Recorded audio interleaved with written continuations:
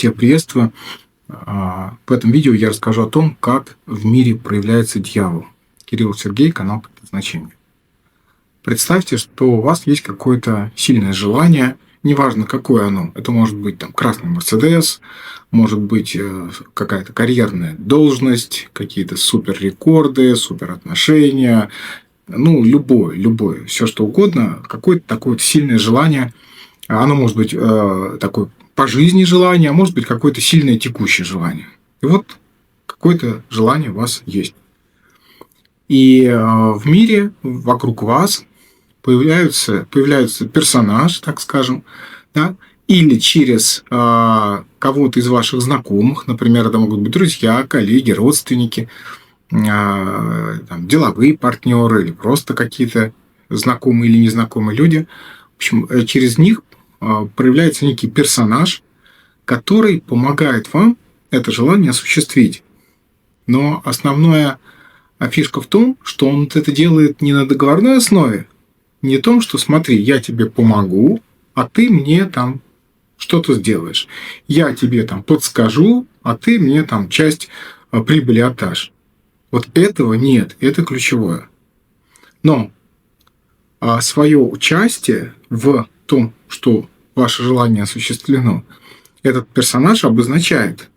То есть он показывает разными способами, что он участвует в том, что желание осуществлено.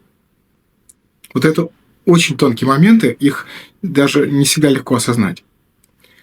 Итак, часто этот персонаж помогает осуществить желание, то, что принято называть эффектом присутствия. Когда рядом с ним начинает голова работать, мысли трезвые, ясность появляется, и понятно, что нужно сделать, чтобы желание осуществлено. А когда его нет, какой-то туман, что-то как-то не все понятно, как-то хуже, явно хуже или вообще не туда. А с ним как-то вроде ясно. И вот происходит некое взаимодействие с ним. Иногда это может быть, если, например, это какой-то бизнес-проект, человек может как-то обозначать свое участие. Например, давай мы сейчас сделаем, а потом мы подумаем, что нам дальше с этим сделать. Давай мы сделаем тебе вот это, а потом мы, в следующий шаг пойдем, уже посмотрим. То есть это очень важно, что это не прописано однозначно. То есть вот это так, и получаю я вот столько.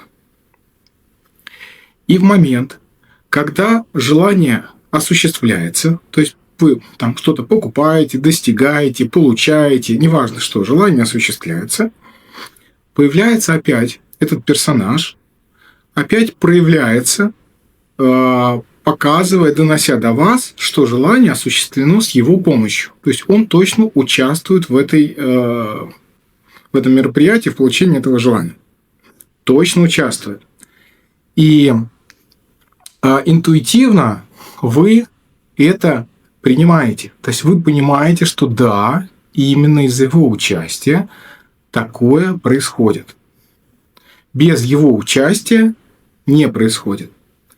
И дальше возникает такая внутренняя дилемма. Можно ее назвать условно совестью, слово известное, наверное, оно подойдет сюда. То есть вы начинаете бороться со своей совестью.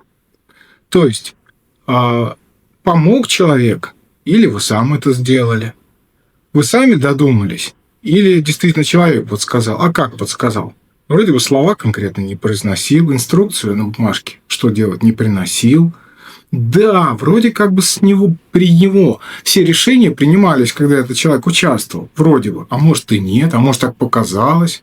И дальше вы начинаете вот эту совесть, которая внутренне говорит о том, что этот персонаж вам помог, вы начинаете эту совесть себе заглушать. Потому что логически любое действие можно объяснить как то, что это произошло с помощью этого человека, и так же, как это произошло само по себе, что вы молодец, а человек здесь, персонаж, человек, он здесь вообще ни при чем. Так получилось, там получилось. Вы идете своим путем, у вас все желание ваше, и тогда человек просто, где-то поговорили. Вот у вас возникли мысли. Не он вам помог, с головой разобраться, с мыслями. А у вас возникли мысли, после разговора с ним, а могли и не после разговора с ним. Это ваши мысли, ваши желания, ваша цель. Вы крут.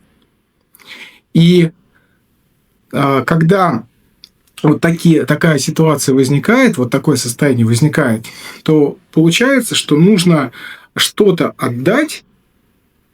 Сейчас я даже не говорю, что, неважно, сам факт, что что-то отдать, а за что отдать, на уровне логики, на уровне каких-то действий вообще не очевидно. На уровне совести очевидно, на уровне интуиции очевидно, но на уровне ума не очевидно. А отдать нужно, скажем так, что-то ощутимое. То есть это не в смысле... То есть то, что вы отдаете в этот момент, оно для вас ощутимо. Для кого-то это, спасибо сказать ощутимо, для кого-то 100 рублей ощутимо, для кого-то бизнес подарить ощутимо, да? Для кого-то улыбнуться ощутимо, неважно. Это у каждого свое. Важно, что сам факт того, этой отдачи, этой благодарности этому человеку, он ощутим, он воспринимается как некое действие, требующее сил, требующее какой-то энергии, требующее какого-то вложения. И возникает такая борьба с совестью, что вроде как бы вы ничего не должны, а вроде как бы должны, а может нет. И в этот момент происходит перетяжение внимания, переход внимания на то, что вы это сделали сами, что человек это сделал сам, и он никому ничего не должен. То есть появляется такое ощущение гордости, ощущение того, что я сам, я молодец. И все, кто вокруг, они мне просто помогли стать и увидеть, что я такой молодец. И вот именно в этот момент, когда эта мысль укрепляется, происходит сделка. Вот ее я называю сделкой с дьяволом. Дьявол получает от вас гордость в чистом виде, которую вы не хотите и даже не можете осознать.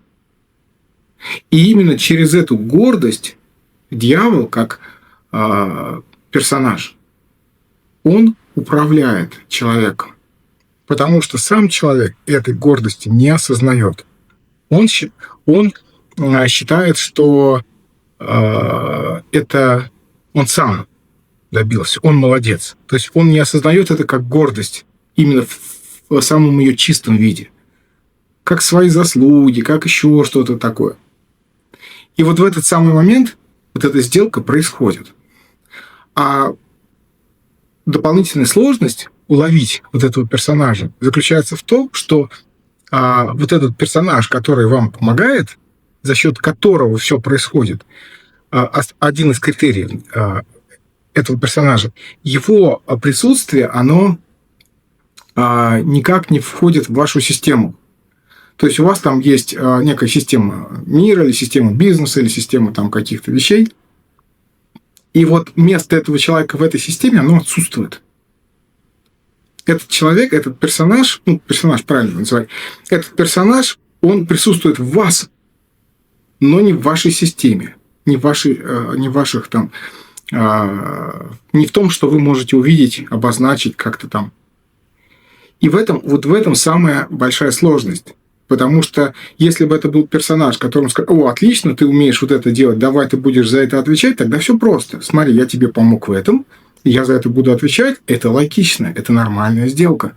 Это взаимоотношения двух личностей, двух объектов, которые как-то друг с другом договариваются. Вот здесь вообще вопросов нет. Не договорились, не договорились. Договорились, значит договорились. Война, значит война. Дружба, значит дружба. И это не про это я говорю. Я говорю про тот момент, когда этого персонажа некуда вместить. То есть нельзя сказать, что он будет делать, за что он будет отвечать. Не все очевидно сейчас. Просто проанализируйте какую-то часть своей жизни, какие-то достижения. Этот персонаж, он обязательно проявляется. Потому что именно через такой персонаж, который невозможно ощутить, невозможно его потрогать, невозможно сказать, что он или он является проявлением.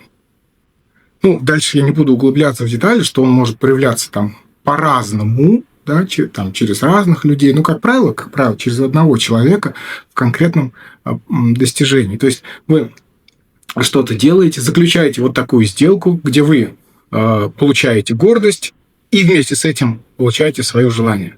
Гордость и желание. И вот эта гордость копится, и именно за эту гордость, через эту гордость дьявол управляет человеком. Подобные вещи, они виделись многим. Это известные вещи. Те, кто наблюдал за тем, как все устроено в мире, это видели. И поэтому есть сказки, например, там сказка о золотом петушке и многие другие сказки, очень много, которых принцип вот этого показан. Но если мы говорим про сказки, то там есть элемент договоренности. То есть там с царем в «Золотом петушке» договариваются о том, что вот тогда, когда я приду, ты исполнишь, значит, любое мое желание. Есть некая договоренность. Но это сказка. Иначе, если эту договоренность не прописать четко, не обозначить ее, то тогда читатель просто не поймет вообще, о чем идет речь. А в реальной жизни, в повседневных событиях, эта договоренность в чистом виде отсутствует. Она есть на уровне совести, но в чистом виде она отсутствует. И вот в этом заключается основная ловушка. И выход из нее только один – поступать по совести, именно по совести, не по уму, не по расчету, а по совести. Потому что через совесть, через благодарность тому, что происходит, из этой ловушки можно выйти. Ну и второй вариант, он абсолютно такой же, как первый, только что я назвал, просто иначе формулируется.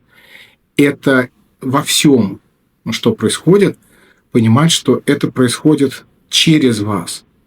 Это Бог через вас производит какие-то действия. И если в этом случае вы полностью убираете себя, убираете свою гордость и отдаете это все на волю Бога, скажем так, на то, что Он через вас это проводит. Вот в этом случае вот этой вот гордости, оно не присутствует. В этом случае даже и персонаж такой не возникает или уходит в какой-то момент, потому что когда нет гордости, к вам не за что зацепиться. Если вы поступаете по совести, если вы понимаете, что все через вас происходит, то прицепиться к вам нечему. Подробнее я разбираю в своем канале, но больше в специальном курсе, который в канале прикреплен. Подписывайтесь, там подробности есть.